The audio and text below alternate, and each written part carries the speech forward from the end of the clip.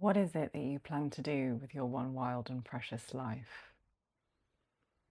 Those are the words that are resounding within me today as I film this on the Leo new moon. And we've just entered Leo season, which is my birthday season. I'm an August baby, mid-August baby. And I have an app on my phone called The Pattern, which is an astrology app. And it tells you when you're entering certain cycles and when you're going to be affected at a cosmic level by certain transits, etc. And I got an alert today that a 19-year cycle is beginning today, a new 19-year cycle. And that there is an invitation with this cycle to reflect on the last 19 years and how I've grown spiritually and how I've grown in my capacity to be embodied and authentic, and to really consider, how do I wish to orientate the next 19 years of my life on earth in this incarnation? And in 19 years, I'll be 52. I'll be 33 in August. And that thought, that sentiment around time, that's quite a passage of time in these fleeting incarnations we have. A 20-year period is a significant portion of our life experience. And by that point, I will be entering my crone era as a woman.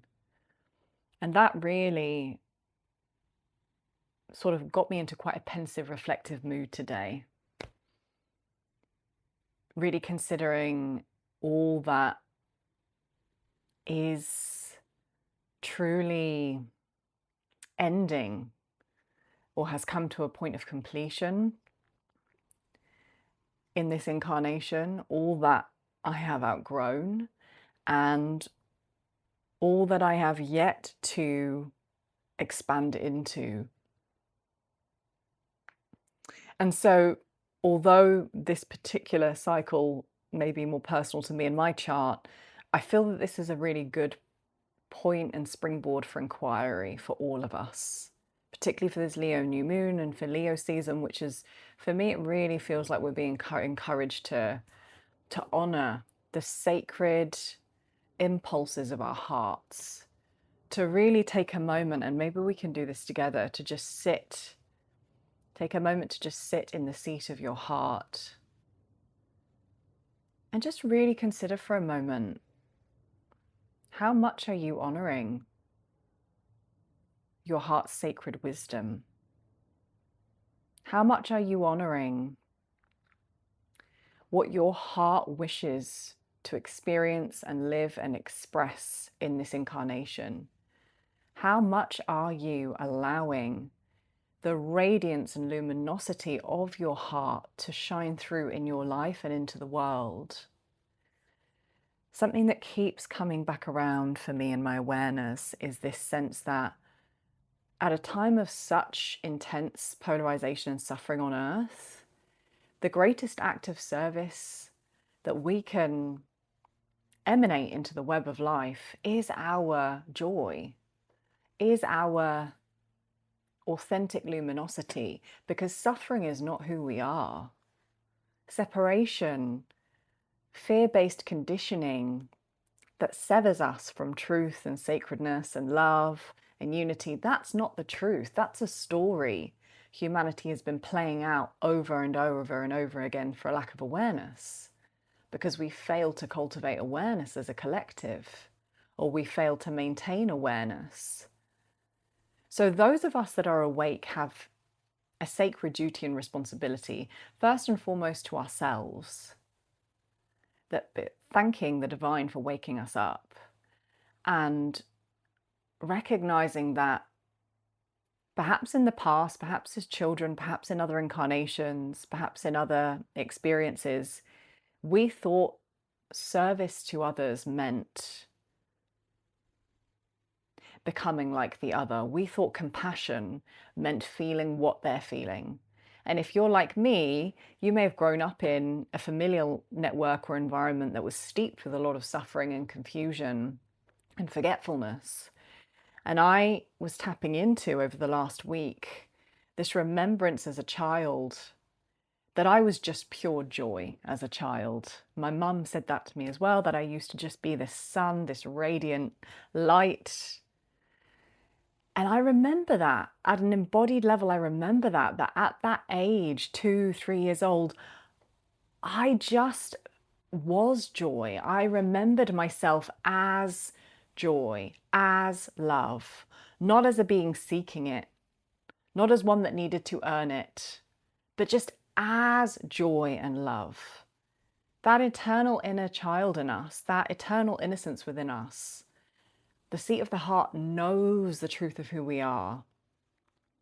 And that truth doesn't ever waver, and it doesn't ever wane, and it doesn't ever change, but it can be obscured by the stories and experiences that we identify with through this challenging, wonderful, weird, contrasting human experience.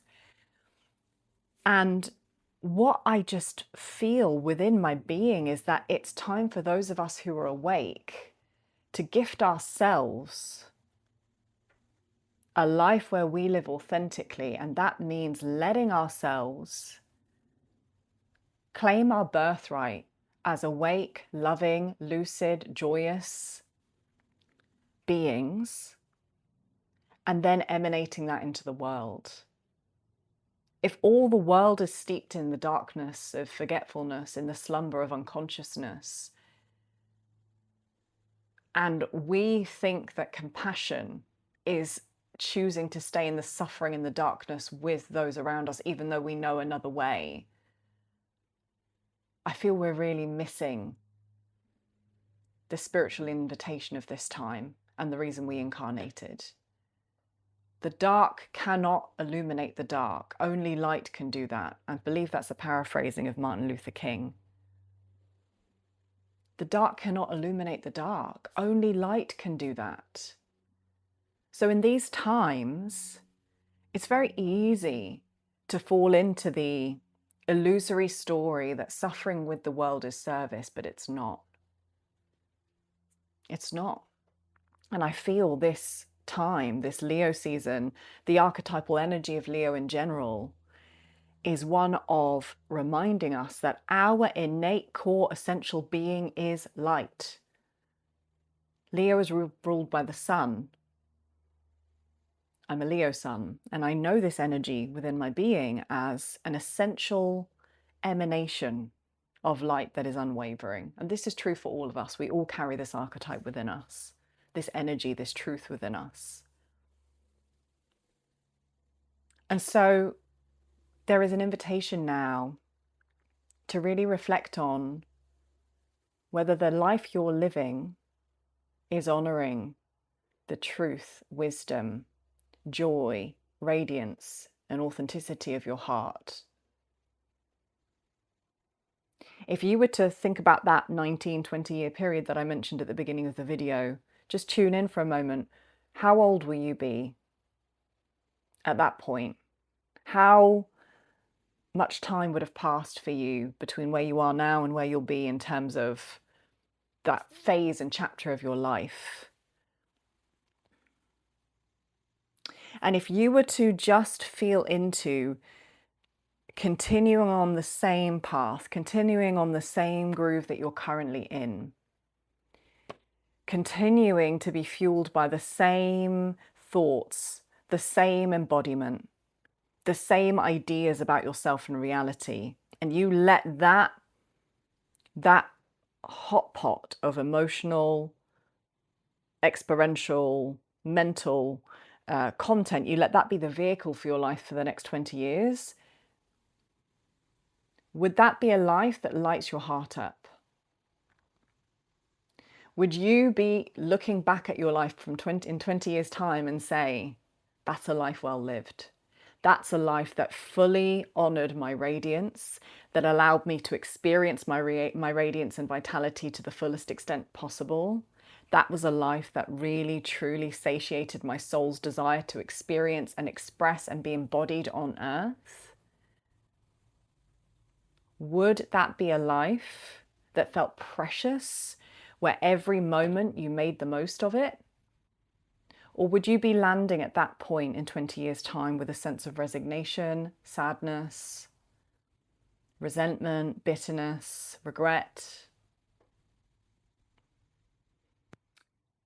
It's a dance. It's a dance that we're in these human forms, because at an objective, absolute level, our consciousness is timeless. The truth of who we are is timeless. It's not affected by the erosion of time, and, it's not affected by conditional reality. And I've been recently oscillating between very intense and non-dual states of self-realization, greater self-realization, and very intense waves of Shakti, sensation, experience, emotion. And they've been quite extreme. The non-dual states are preliminary states of samadhi. I've been experiencing profound, penetrative, meditative states that are completely blasting any sense of individuation and the personality of Natasha out of the water. There is no individuation in these states. There is no separate self. And, those more subjective qualities of time and space, I feel irrelevant when I'm in those states. But I'm also then being kind of thrown into these very, very intense embodied experiences with Shakti of energy moving, experiencing my individual form, all the emotions moving through this form, all of life unraveling around me. And in those moments, I'm acutely aware of my individuation. I'm acutely aware of the passage of time. I'm acutely aware that this soul has incarnated to experience and express and expand through a human form, and that resting in those non-dual states feels as though I am floating through a life that God intended for me to be very much in and lucid of and in command of. That this was a life to, and is a life to, wake up, be present, but also to lead from the heart, to lead this life from the heart, and to release my previous kind of habituated tendencies of other lifetimes, because I've had many lifetimes within, monastic, Buddhist, yogic traditions of choosing to dissolve into the one, choosing to be completely in communion with God and relinquishing material experiences, relinquishing and renouncing the material, and believing that that was the only way to be in communion with God. But this life is showing me that all of life is a spiritual experience, and that the soul wishes to experience mastery in all ways, not just in meditation, and that actually living embodied, being present, being active in our experience and mastering being human is also what the soul wishes to experience. That's why we've come into a body. And so I am feeling at this time this sense that there are many others who may be having the similar quality of experience, awakening to our non-dual absolute nature, while simultaneously feeling an impulse at a soul level to not just float through life, to not just want to transcend the human experience, but to be fully here, fully present, to soak in every experience, every moment, to open this beautiful, radiant, infinite heart through this life. Not trying to escape it, not trying to be beyond it, but recognizing that we can access our innately spiritual nature through this life. This life becomes the passage to know ourselves fully. And so we're dancing between those absolute states of realization and the fact that we are in a human body. And there is a sense of individuation. And there are individual needs and values and desires to be honored. And I believe our souls came back at this time to honor that individual path and process of expansion, and to guide others to do the same in whatever way, shape, or form we choose to do that. It doesn't need to be in a teaching role. The most profound way we can inform the web of life is through simply being completely true to ourselves and our core and our essence, and that Leo-like sun, that essential nature within us. And when we radiate and emanate that, we inform the web of life of truth. So we don't even need to say very much or do very much at a physical level. The primary way we support the web of life to wake up is to be an embodiment of the truth of our true nature. I've witnessed this in the last few years. The more that I deepen into my authentic presence, the more I shed conditioning, the more I get reflections of people sharing, your presence has inspired me, it's awakened something in me, etc. Because we recognize truth, our hearts recognize truth, the universal truths of love, the universal truths of awareness, and all that comes from that. So my invitation today is to really consider for all of us, what is it that we plan to do with this wild and precious life? This is the only incarnation we will ever experience from this vantage point.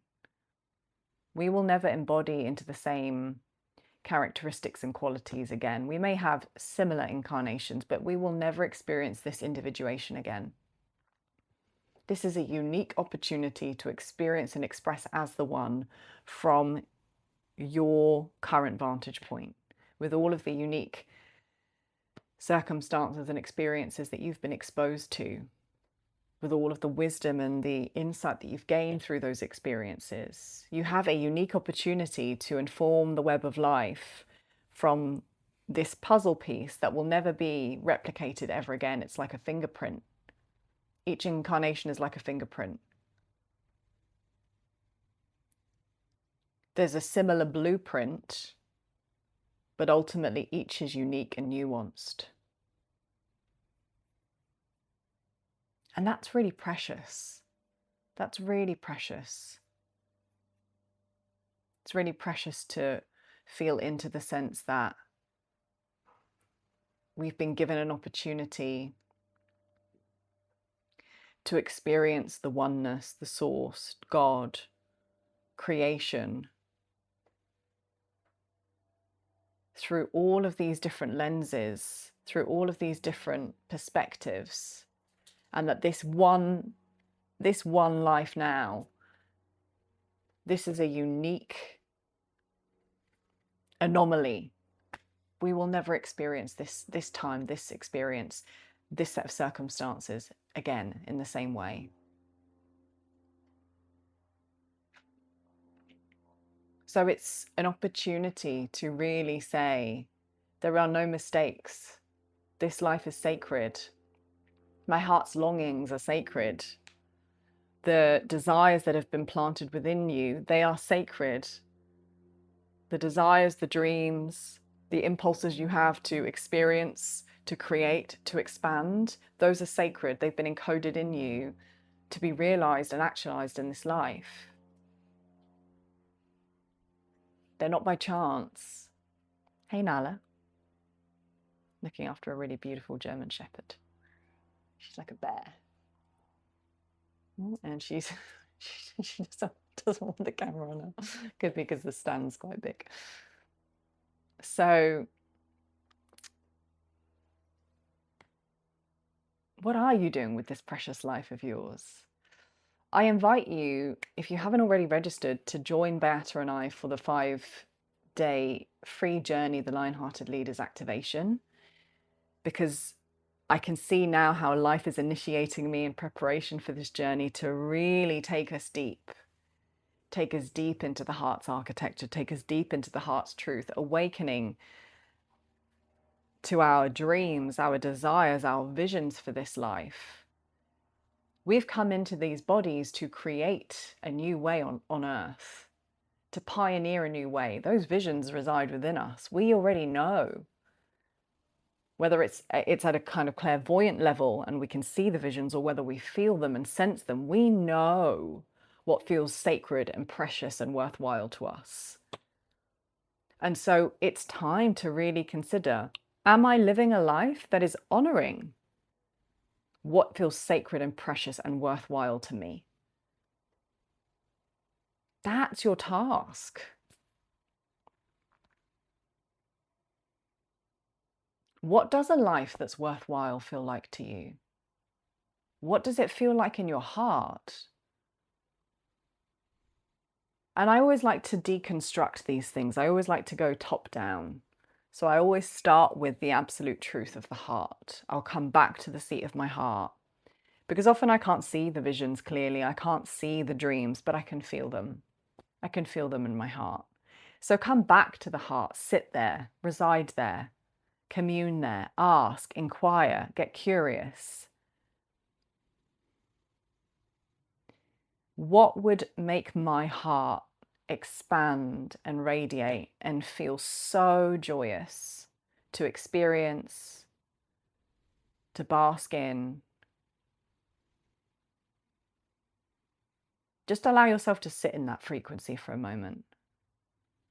And as you do, you may start to have sensations in the body. You may start to see qualities, textures, whispers of a sense of your life that feels sacred.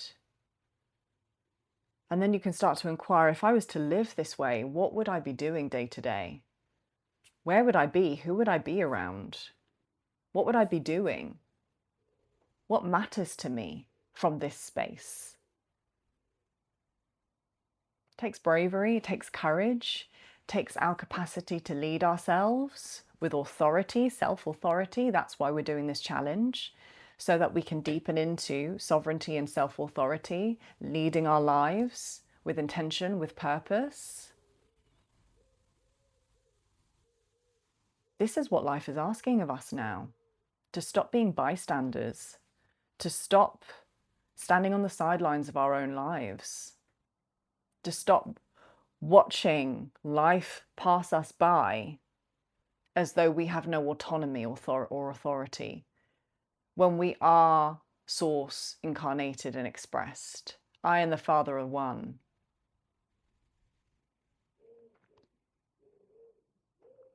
I'm going to invite you to take a moment to close your eyes and bring your hands into Anjali Mudra, or prayer position at the heart center. I'm going to recite a prayer, an invocation even, that Beata and I were repeating before every workshop that we hosted at Buddhafield last week, which is a spiritual festival here in the UK. And this is a very activating invocational prayer that I invite you to recite regularly if it resonates with you. Take a deep breath into your heart. And come to land here with me and feel these words reverberate. I am the place where God shines through, for He and I are one, not two. He wants me where and as I am. I need not fear, nor fret, nor plan. If I can be relaxed and free, He'll carry out His work through me. I am the place where God shines through, for she and I are one, not two. She wants me where and as I am. I need not fear, nor fret, nor plan. If I can be relaxed and free, she'll carry out her work through me. Be still and know that I am God.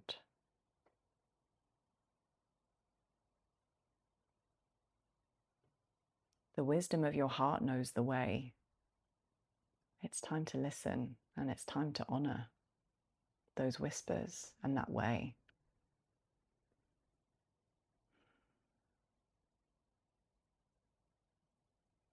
This life is precious. Your time here is precious. Your presence is precious. Share it with the world. Share it generously. Make sure that in 20 years' time, whether you're in a form or not, you can look back retrospectively and say, this has been a life well lived. I spent each and every moment devoted to the truth of my heart, and I regret nothing. My soul is fully satisfied, fulfilled, satiated. I did not let the limits presented to me in the world stop me.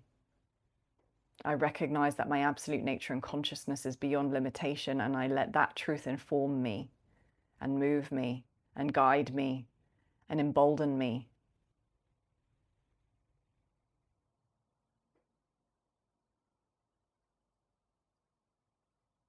What is it that you plan to do with this one wild and precious life? Let's make it a wild and precious life. I hope to see many of you for our 5-day free challenge from the 4th to the 8th of August. Full details to register are in the description. And if you wish to journey deeper with us, our 3-month Soul Academy, Own Your Gold, starts 18th of August for our opening ceremony. 12 weeks of content, 14 weeks including opening and closing ceremony, to truly go on a voyage of mind, body, spirit, mastering the mind, awakening the body, embodying the spirit and soul, the essence of who we are. Full details for that also in the description box. And if you do register for the Lion-Hearted Leaders activation, please check your spam, because the emails are going to a lot of people's spam, and you'll have all of the prompts, all of your preparation details sent there, and the links for our journey will be sent to your email. So please make sure you add us as a recognized email address and sender, so that you can receive all of the details and preparation for this journey together.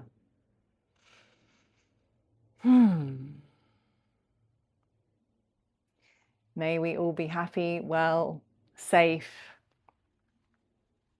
inspired, passion-filled, peaceful, purposeful. May we all be connected to our soul's wisdom, truth, highest intentions and aspirations for this incarnation. May we recognize that this is a wild and precious life, and live accordingly. Namaste, and I'll see you again in the next transmission.